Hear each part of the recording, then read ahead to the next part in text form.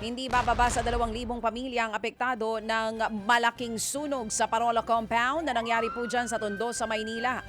Sa evacuation center sa Delpan, nagpalipas po ng magdamag ang ilan sa mga nasunugan.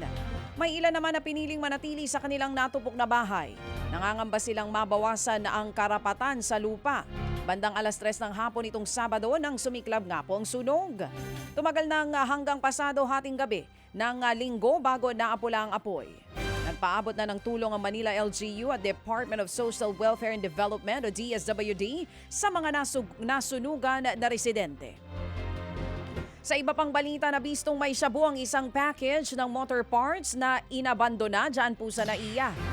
Marso pa raw dumating ang shipment na idineklarang auto gear bearings na parte ng machines. Galing ito sa Uganda at isang taga Cavite daw dapat ang kukuha nito. Dahil ilang buwan na sa warehouse ng NAIA, ininspeksyon ito ng Bureau of Customs. Dito na nga po nabisto ang 1,200 kilograms ng shabu. Na-turn over na po ang droga sa Philippine Drug Enforcement Agency o sa PDEA. Sa Quezon City naman mga kapatid, na biktima ng budol gang ang isang lola. Ang kwento nga po ng biktima, kumatok sa kanyang tahanan ng isa sa mga suspect at sinabing nanalo daw si lola sa raffle dahil po sa LPG safety device na binili nito noong buwan ng Enero. Pumasok nga po sa kanyang bahay ang suspect at humingi ng iba't ibang mga dokumento. Hinanapan din daw ang matanda ng raffle code. Para makita raw ito, inutusan siya ng suspect na maglagay ng alahas sa lalagyan ng pulbo.